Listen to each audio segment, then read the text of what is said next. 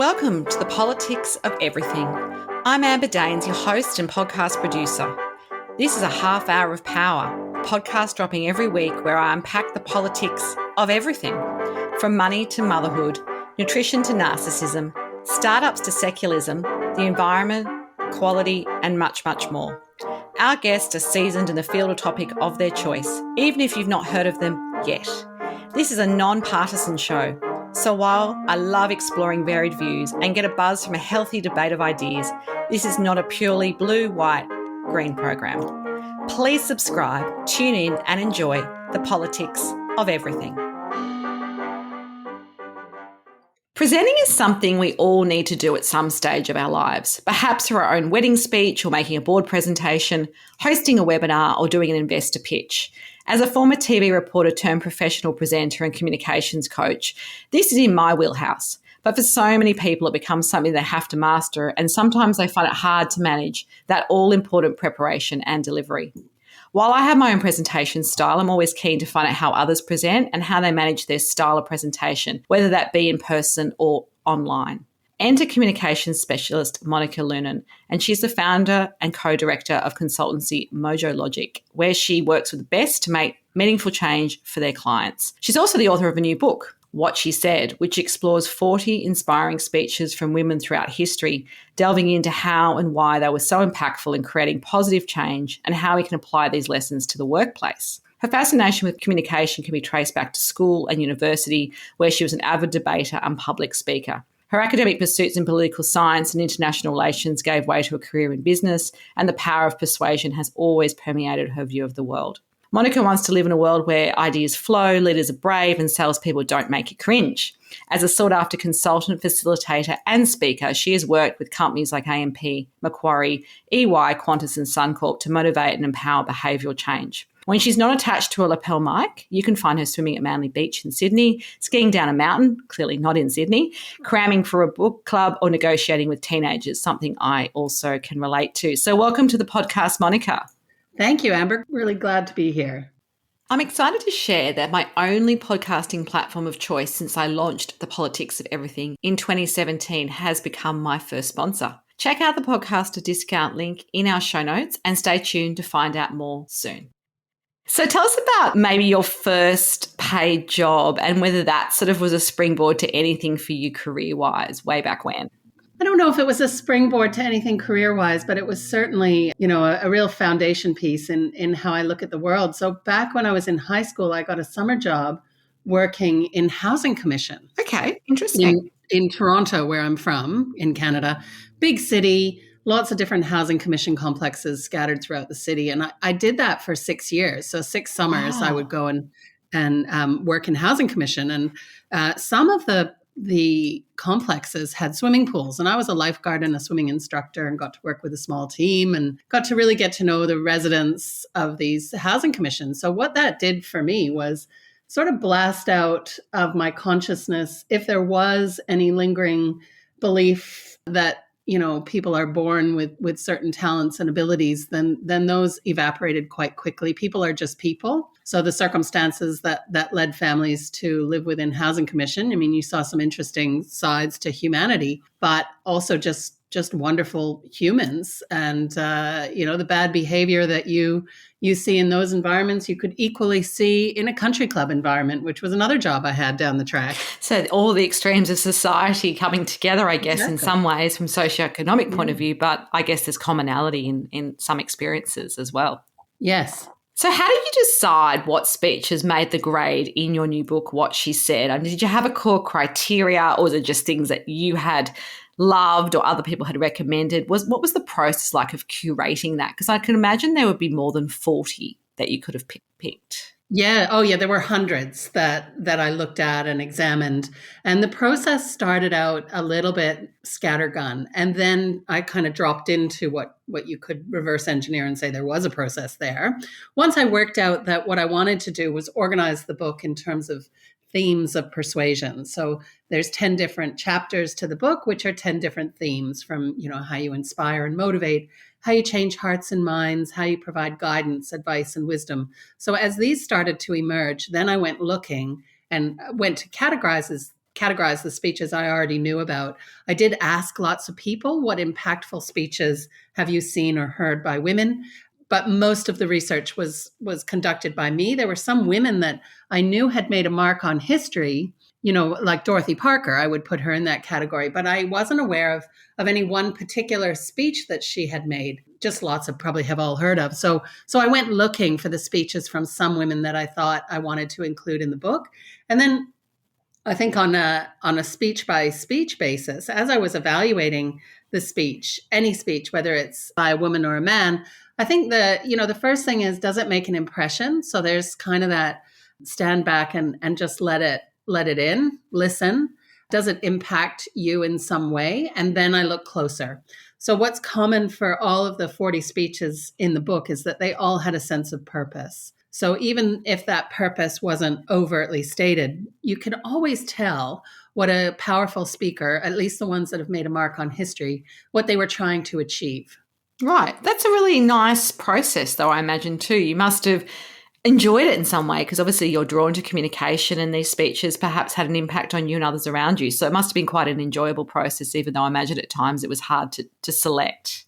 Oh, no, I loved it. I mean, it sounds ridiculous, doesn't it? But I just loved it. I could do it every day, listen to speeches, watch speeches. The producing of the book was the hard part, getting into the swing of writing and developing that as a skill. That was kind of new for me because it's not just an anthology. There's a lot of analysis in this book. There's lessons from each of the speeches. And I wanted that to be written in a way that was approachable for everybody, that wasn't kind of dense academically written and wasn't sort of obtuse business writing, if you know what I mean. Absolutely. The sweet spot. Yeah. But the process of discovering the speeches, that was just pure joy for me. So impact is a key feature of being a presenter, and we often talk about that when we're preparing, say, clients with what I do or when I'm actually thinking about speaking. Speeches demand a sense of performance as well and poise to create that impact. What would be your top advice for anyone wanting to master a speech from that initial idea, that seed of an idea, to the actual writing, to the delivery? How do you create that impact?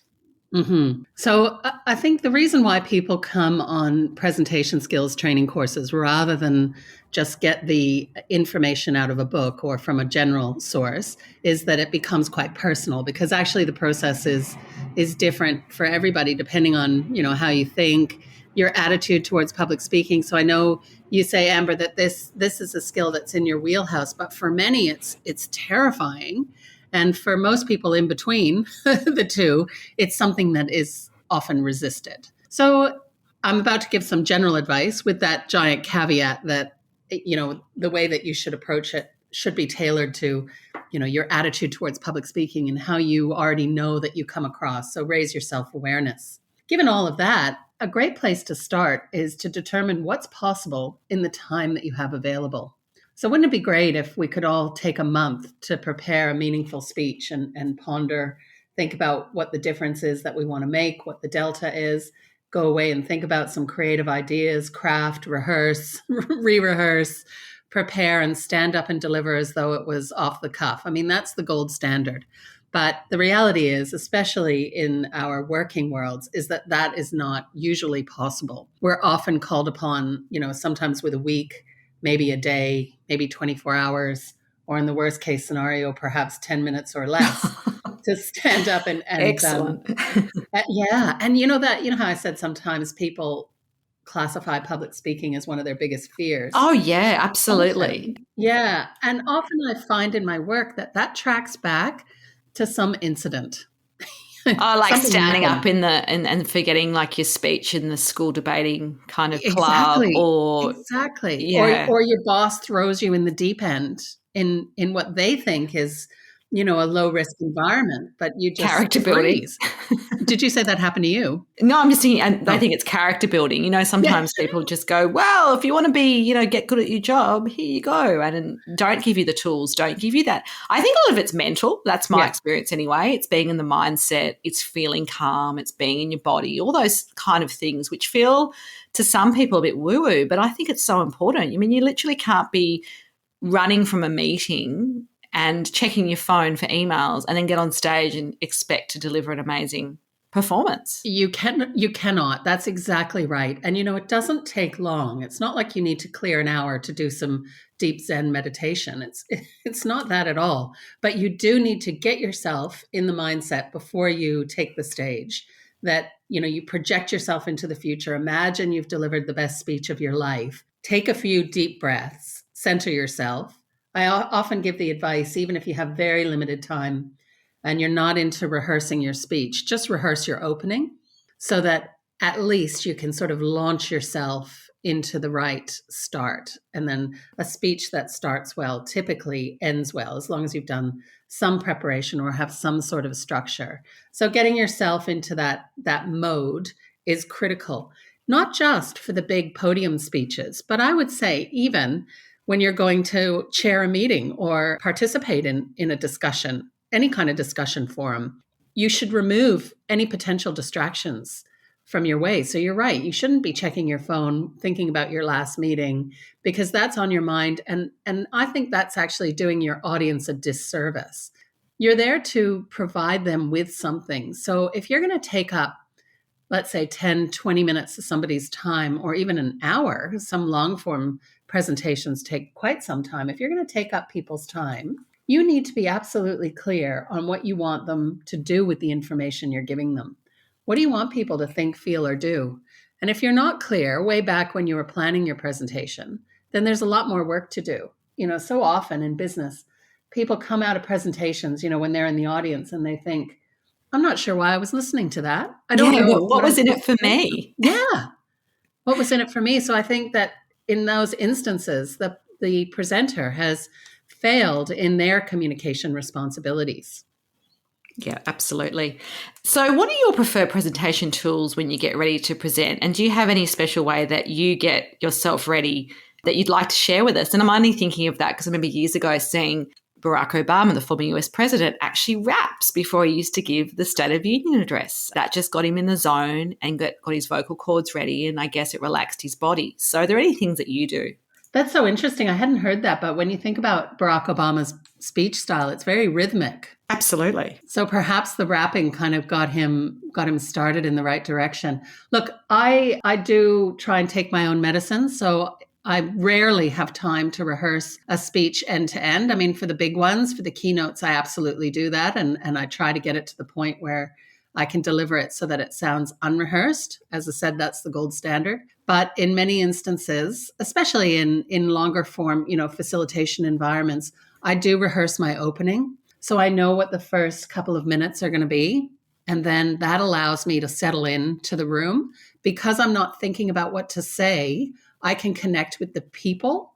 We talk to eyes and ears. I can look out at the audience. It's much better now that we're back in the face-to-face environment. Again, this part can be quite tricky when you're communicating virtually. But because I remove the element of surprise, sometimes you hear speakers that you think, oh, this seems like a surprise to you, especially when they hit next on their PowerPoint deck and they're looking at the screen just like everybody else is. Looking blankly. And then they comment and say, oh, I didn't know that was there. I mean, that's going to undermine any confidence we have in you as a speaker, surely. Or even worse, they put up some detailed slide that's done in 8-point font, recognize that nobody can see it, and so say, I know you can't see this, but, and, everything in me just, don't heckle the speaker, don't heckle the speaker. Don't say, well, then why are you showing it? So, you mentioned tools and what tools are useful. Now, there's no doubt that PowerPoint or slide tools of any sort are helpful. It can be really, really useful to have visual support to enhance your presentation, but they should not be your presentation. Absolutely. I always say to people when I do my coaching, and then you should see the look on their faces, imagine that the tech didn't work. And then they all get sort of, oh, but I'd always have the backup laptop and a USB. And I'm like, no, just picture that none of that's possible. Could you give your talk? And if your talk is reliant on the PowerPoint solely, then you're not actually presenting. You're giving me something you probably could have emailed around as a PDF. Yeah, and we can all read, so I'd rather get the hour back in my day sort of thing. Yeah. Yeah, you're absolutely right. So, if there's one thing that people should stop doing, it's stop opening PowerPoint as your first step when you're planning to deliver a presentation or a speech. Just stop it.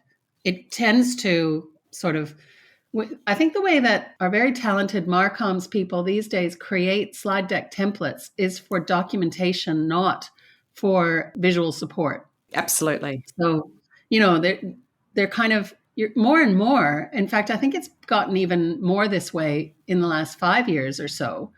We're sort of driven towards creating boxes of text and smaller and smaller fonts because we've come to this place where PowerPoint is used as a documentation tool rather than some sort of word processing tool. And that's absolutely wrong. So just stand back, resist the urge to open PowerPoint. Instead think, what do I want people to take away from this? What would be a powerful opening? How can I grab their attention straight away in using a technique that's relevant to them, relevant to the context within which I'm speaking, and most importantly, relevant to the topic that I'm presenting on? None of that needs to involve PowerPoint. And you're right, if people could disconnect from their tech, I think it would be a lot more impactful and a lot more believable because it's sort of a crutch. And people tend to use their PowerPoint slides as their script for their presentation. And then it becomes really confusing, right? Because the audience is seeing masses of information on a slide. Yeah, where do I look? Do I look at the person speaking or am I staring at the screen for an hour? Exactly. And inevitably, the person speaking is using different words than what appear on the slide. So now I'm just confused. And so the whole experience is suboptimal. And I walk away going, so no wonder we walk away going, I'm not sure what was in it for me from that presentation. It's a big problem. It's a prevalent problem, but it's so easily fixed. So do you think that people, and it might be gendered, it may not be, really present differently depending on a culture or perhaps, I guess, personality could come into it as well? Or is that something we should all embrace as our kind of USP, our own unique selling proposition for ourselves, rather than trying to change ourselves to be more like somebody else as a presenter? And I know the word authentic gets bandied around way too much, but I always try to say to people, you can try to emulate and channel somebody else that you admire, but at the end of the day, you're still you. We can't be Barack Obama or we can't be, a Brené Brown because that's not us, although we can take away some of their style in terms of delivery, storytelling, and methodology. But certainly, I think some people struggle with that idea. They want to sort of just transform themselves into someone completely different when they're on stage. Yeah, that's true. And then that's quite jarring, especially in a leadership context, right? So if you're the boss, if you're a senior leader within an organization, and I know you from, yesterday's meeting and last week's town hall and, my interview 5 years ago, I have a sense of who you are. And we call it the imaginary line at the front of the room. You cross that imaginary line and go into speaker's mode and you present as somebody quite different. That affects trust. Human beings want coherence. They want to know that the person you were yesterday is the person that you are today, and therefore I can believe and trust what you're saying. So there's that. When you're speaking to an audience that already knows you, you need to be yourself up there. The other thing is, though, we are all perfectly ready and willing to see a version of you, so long as it's believably you, transformed slightly for the stage. So what we help people do is appreciate where they're coming from, their natural style, their ability to connect with people, the way that they're already perceived, and amplify that for their public speaking face, if you like, their public speaking image. So it's still you, but it's you presented a little bit differently with awareness of how you're being received.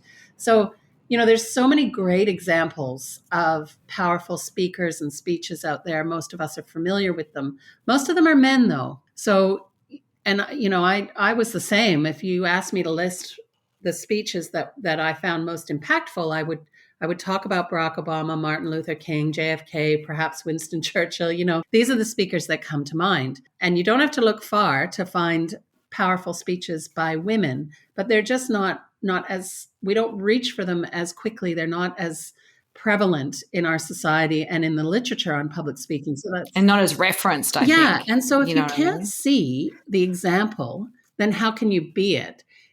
That's one thing. The other is I tried to represent a really diverse range of women in this book. And I would say the same if I were to write another book featuring speeches by men or a mixed audience. We've got to hear from the introverts.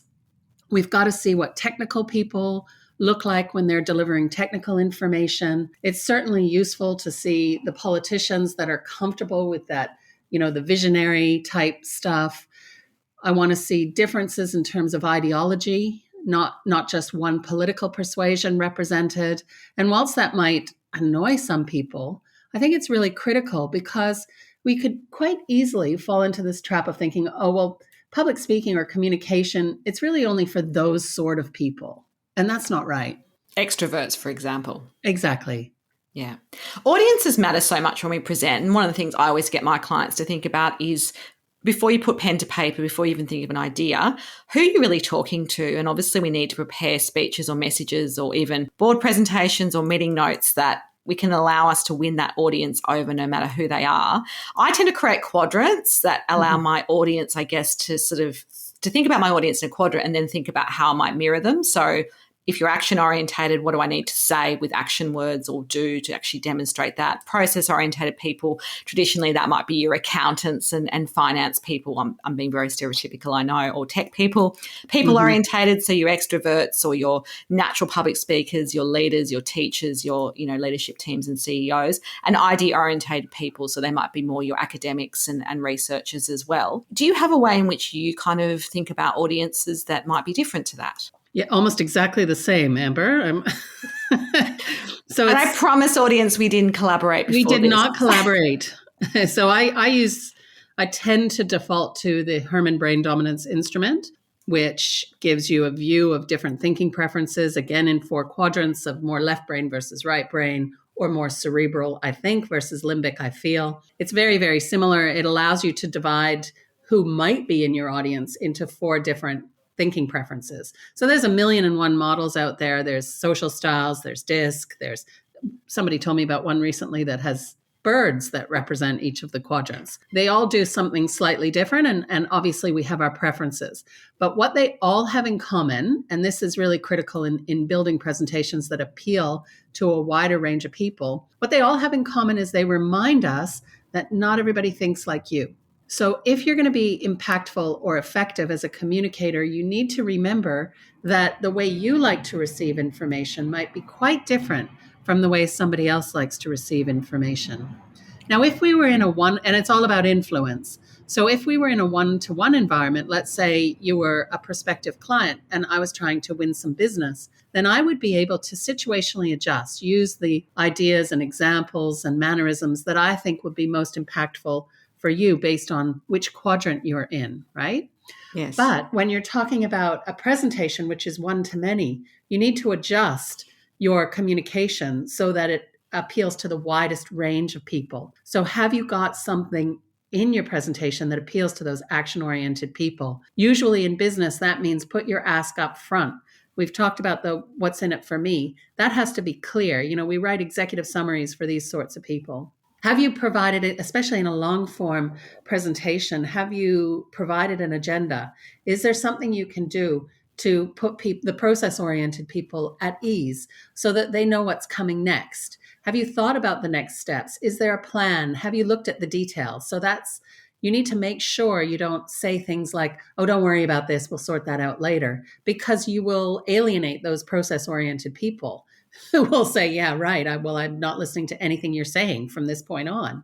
And then for the people-oriented people, you need to be present. You need to be in the room. If there's groups in your audience and they'll be personally impacted by whatever change it is that you're speaking to, you should mention them. And it's okay to use people's actual names or the names of teams if you're in a corporate environment to bring them into the presentation in some way. And then for those idea-oriented people, the kind of big picture thinkers, make sure you've connected your presentation, your idea to some sort of why frame. Why does it all matter? Is there a future or a vision that you're imagining that your idea fits within? So it is possible to cover your bases, if you like, to make sure that you include something for the 4 different thinking styles. And it's not about putting people in boxes. It's mainly about reminding us as presenters and as communicators that we need to often appeal to people who are quite different from ourselves. Absolutely. So here's a big question. The greatest presenter you ever saw. So it can't be someone that you've just watched a speech online with. You have to have actually been in the room, if you like. And why did they rock so much?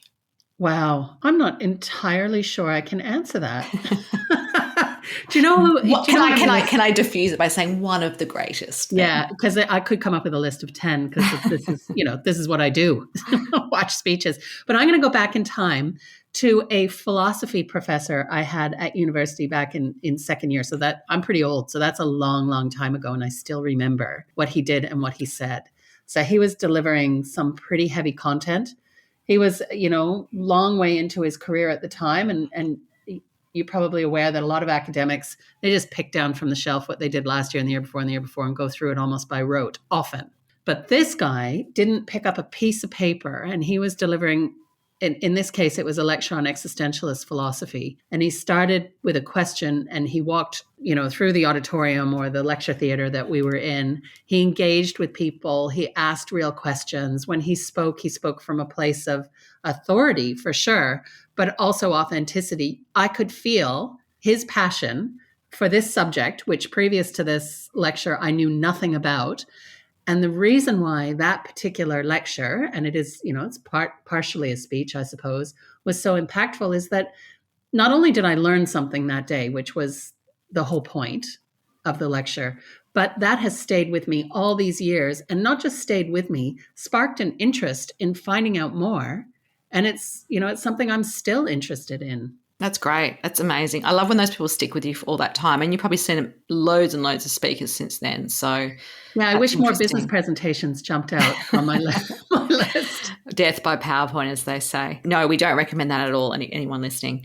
So changing tack a little bit, who have been your greatest mentors? Is there one or two that stand out, and why have they had such an impact in your life and career? Probably several from different parts of life. So not just professional environment mentors.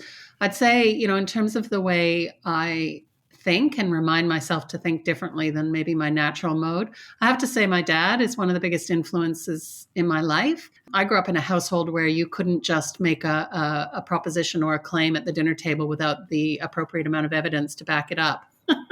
Absolutely. Well, that helps, I guess, get you ready. That's just how it was. So, I studied liberal arts, but he was a chemical engineer. Yeah, right. And a highly critical thinker. And it just reminded me always to ensure that I didn't get swept away on an idea that was interesting, but always to bring it back to analysis and really, I think, helped me from a very young age introduce some rigor to the way that I think and communicate. So that would be one. I had a boss once when I first, early on in my financial services experience, who said to me, I think on my first day in this job, he said, I don't know what you're going to do to, I had a particular challenge in front of me to set up this business unit and make it work. But that's what you're here for. I'm here to support you and get rid of any barriers. Off you go. Don't break the law. And, in this milieu of people that were guilty of maybe not micromanaging, but occasionally micromanaging, it was just so refreshing to have, the default position for this particular person was trust. So I've hired you, I've made the call, off you go. And I found that incredibly liberating and inspiring. Yeah, absolutely. If we spoke again in a year, what would be the number one thing you would have hoped to have changed or improved in your business and career, and why? Well, that's a good question. I hope that this book is number one bestseller. I've had two guests in a row say that who've had books, so I guess that's probably the thing hanging right in front of you right now. Oh, my husband is so fed up with me because every day I kind of live and die by, am I on number one Amazon bestseller today? So I was yesterday, and today I'm not in my subcatery. Maybe I will be tomorrow. You're still fabulous. Don't worry, Monica. My ego is tied to that, and I never thought I'd be that person. But it's funny. Creating something and then dumping it on the universe, and you hope people pick it up and like it, and you do what you can to promote it, and then you just sit there with your fingers crossed waiting for judgment. so I really do hope that the women and the speeches that are featured in this book and the lessons that have been extracted make a difference for some people who feel that public speaking or even just presentation is not for them, because that is not true. It's never true. There's only a tiny percentage of the population that have a phobia. Most of us just have resistance. So when people say, I'm no good at this, that's a self-limiting belief that, we can smash in an afternoon. So I Absolutely. really hope that I get to work with more people to change that mindset, enable people to take their ideas out into the world, because we need more of them. We need more diverse voices. We need better quality debate, not just in politics, in business as well. We need people putting their case forward and listening to other people. Final takeaway message for us on the politics of presentation styles. You have to find your own style. I think that's really at the heart of all of this. Find your communication style, your presentation style, so that you yourself, everybody who's listening, can feel comfortable in expressing their ideas and in creating change, no matter how small that change might be. That's great advice. And I think there's so much we can all learn, no matter how great a presenter we all think we are. So if you do want to connect further with Monica, there are some details on the show notes. Until next time, everyone, please take care. Thanks, Monica. Thank you, Amber. Thanks so much for listening today. If you've enjoyed the politics of everything, I thrive on your feedback. So please add a short review and share the podcast with your network through Apple, Spotify, and all the usual suspects. I'm always on the hunt for new and diverse guests, so if you or someone you know has a fresh idea you're busting to get out there, please email me at amber@amberdanes.com and my crew will get back to you very soon.